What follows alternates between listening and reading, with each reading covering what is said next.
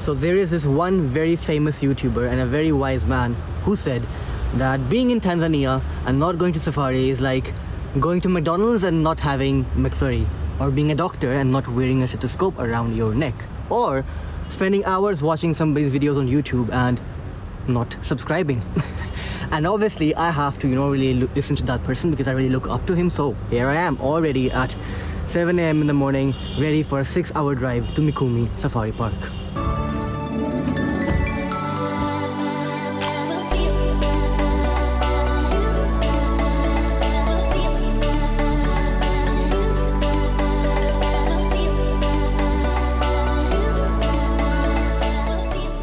After 4 hours of driving, we stopped by this hotel to have some buffet lunch. They had some decent food, like rice, fish and stuff like that. And honestly, I've been starving since last night. I didn't eat dinner last night either because, my tummy was a bit upset.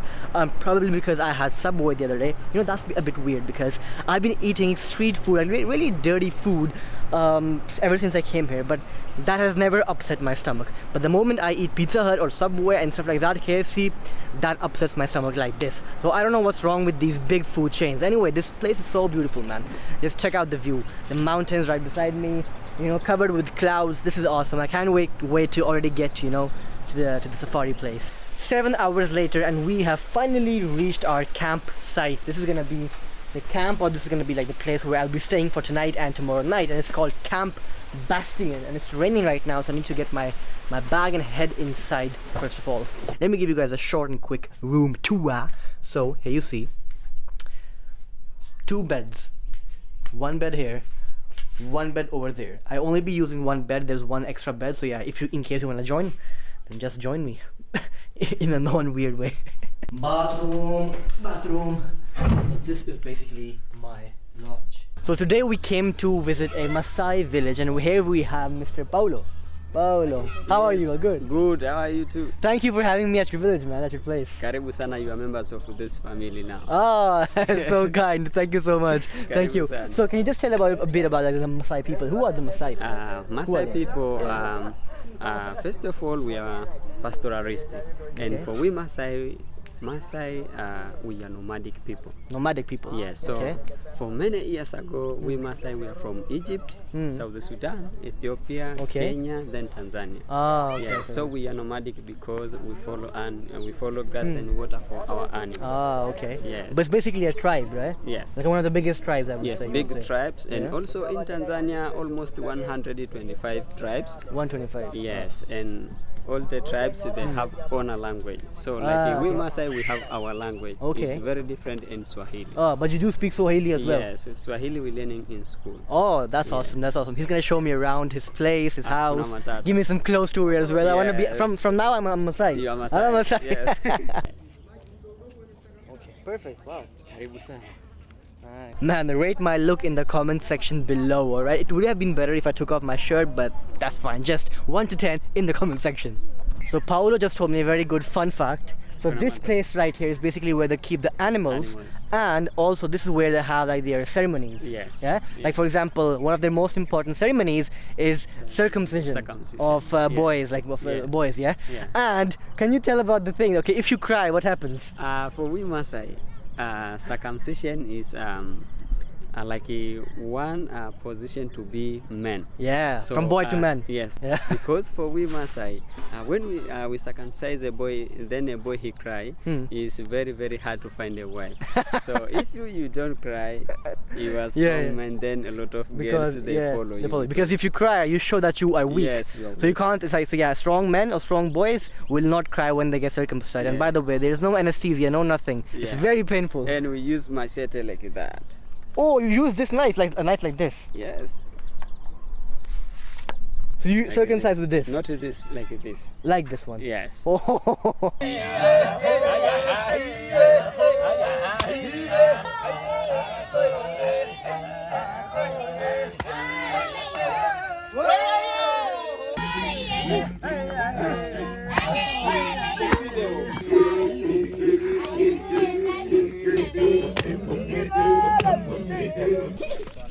It's not as easy as it looks.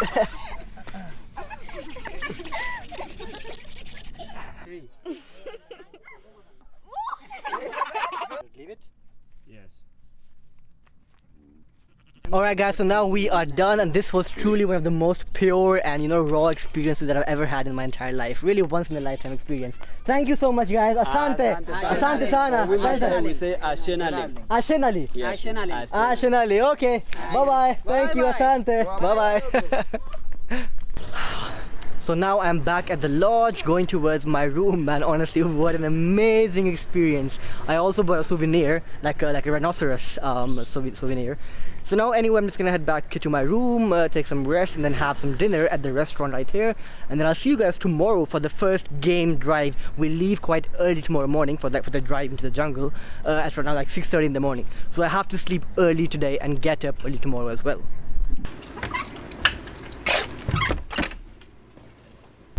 Hellos and good mornings. It's 6:30 in the morning right now. I just woke up and now I'm headed to the restaurant for some breakfast. It's still raining. I mean, it hasn't rained so much ever since I arrived in Tanzania. And there's one more thing that has never happened before I arrived here in Tanzania, and that is me waking up this early every single day. I mean, this trip is really making me wake up earlier than I would normally wake up even when I have school. This Jeep is so cool. I've seen this before on National Geographic, but this is the first time I'm gonna be sitting in this cool safari Jeep. Say hello to Francis, who's going to be my guide for today. My guide and my tour driver. It's on my YouTube channel, so it'll be really fun to film the safari tour. Okay, that's nice. So we spotted so many vultures over there, up there, and then the guide thought that there might be a kill somewhere around, and so we spotted these lions under these trees. You can't see them properly, but they're right there, man. They're right there. And then you have the vultures waiting over there. Waiting over there. Basically, we haven't even entered the entire safari yet because the entrance is right beside me over there. But the guy just went to get my registration done, and then we will drive inside the actual reserve. But we have already seen a lion sitting right there with his kill, and vultures waiting for him to leave so that they can attack the carcass. That is absolutely sick. I mean, I want to really watch some of this stuff up close because that's what the money is for, guys. That's what I paid it for. Oh, this is nice. So many zebras and impalas right in the front over there. I also got these binoculars, to be able to zoom in. Let's see.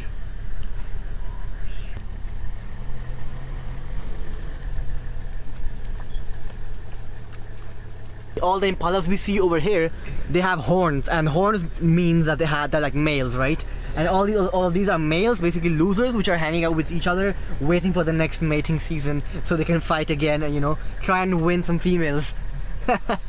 There's like a whole elephant family over here. Baby elephant. Huh? There are so many of them. Yeah, quite a lot of them right here. For some reason, I've always seen elephants as these really cute, fat, friendly animals, but apparently they are quite aggressive here. Is that correct, Francis? Yeah, they're very aggressive. Okay. They look like a friend animal, but not a friend animal. Not friendly? Yeah. At least not African elephants. African elephant, they are very aggressive and very dangerous. Oh, so if you provoke them, they will attack you. They can even attack your Jeep, your car. They can do anything.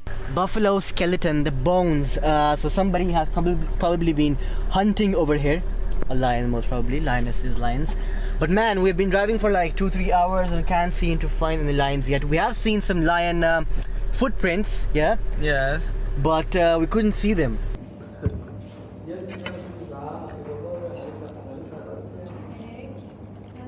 Here's the deal. We just had lunch at this restaurant at the park, and the food was absolutely horrible because I had chicken and pasta, and it was served with some beans and salad, and trust me guys, the chicken was absolutely unseasoned, did not taste good. The pasta, or like the spaghetti I mean, did not have any seasoning, any vegetables, anything, just some pasta sauce, which was just horrendous. I mean, the food has not failed to disappoint me time and time again.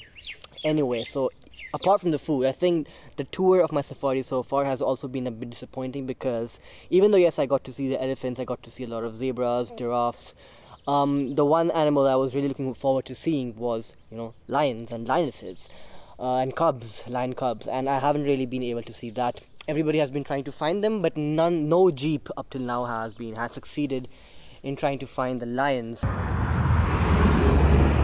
Alright, so we finally found another lion, and I'm trying to wake it up. It's right over there. See?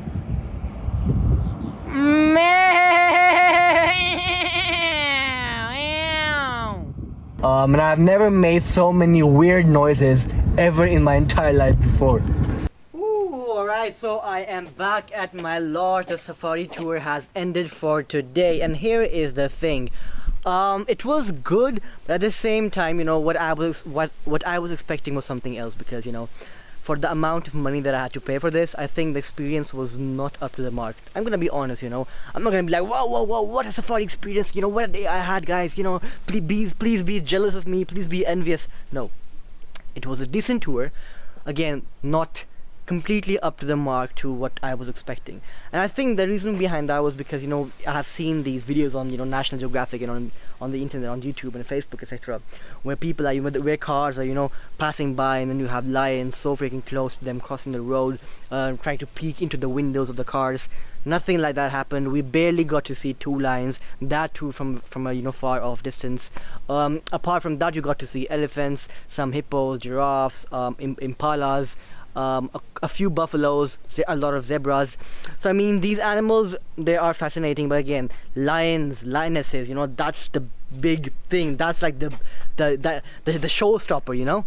$700 for this entire safari trip, including the lodge, the food, the drinks, the safari ride, everything. $700. That's a lot of money, guys, for like 2 days. But anyway. Alright, so it's day 3, time to finally check out and head back to Dar es Salaam. So here's the plan. We will first be going to a snake park, which is actually right beside the safari, and I might also end up taking, I don't know, a picture with, you know, snake wrapped around my shoulders. But honestly, I'm very, very terrified of snakes. I mean, snakes freak me out big time. But at the same time, I do want to, you know, confront my fears, and hence, you know, really touch a snake, or, you know, take a picture with a snake. Let's see what happens, man. This is pretty sick. Oh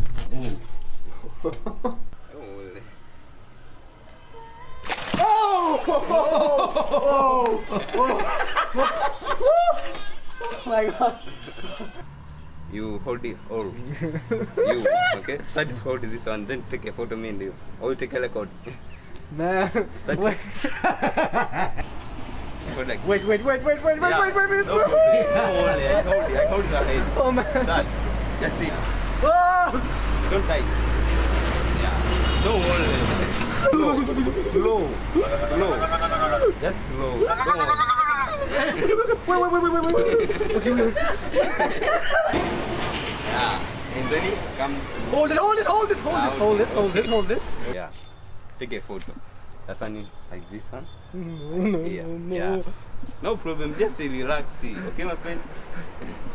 No problem. No problem. I got this. Yeah. I got Relax, this. my friend. Okay. Yes. I got this.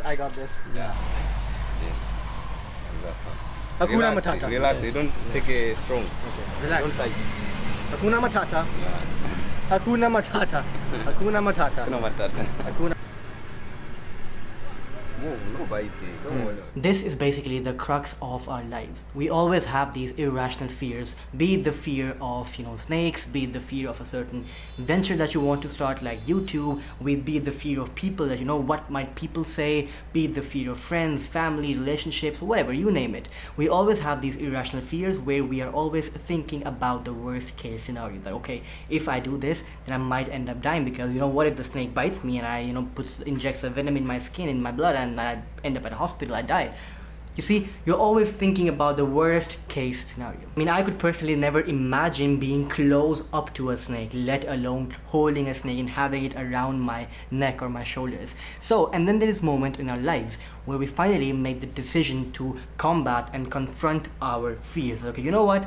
I have this fear and I need to freaking do something about it. And that moment is the first step towards greatness. And then when you finally start jumping into that endeavor, at first glance or at the first try, in the beginning, it's always very hard. You're thinking, oh man, this is so hard, I can't do it. It's just so difficult. Why did I put myself into this situation? That is how the beginning is. But then slowly and slowly things start start to get easier.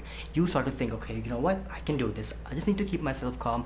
I can do this. The situation is within my control. It may be difficult, but I can do this. The self-belief starts to, you know, prosper and, you know, grow much more. And then comes the third and final part, where things start to go your way and you start feeling much more confident about yourself and your skills and your abilities. And then you think, okay, you know what, I got this. I was so irrational. This is much better than I actually thought. And trust me guys, that moment will be one of the biggest eye openers of your life. For example, in my case, now that I have tackled one of my biggest fears in life, snakes. You know, I was terrified of snakes. Trust me, when I say terrified, I really mean the word terrified. And now that I've actually overcome my biggest fear, all the other fears or insecurities I have seem much less or much smaller than before. Wow, that was one heck of a TED Talk. TED Talk, if you are watching this video, then well, you know. And this is where I end my entire Tanzania series. Tanzania, you have been amazing. Thank you for all the memories, for all the experiences. And this is where, once again, I say, all good things come to an end. Adios. This is Sheikh signing out from Tanzania. Guys, peace out. Sapiens. Let's go. Let's go. What are you doing? Look, I'm making a video Of who? of me Why? because I make videos.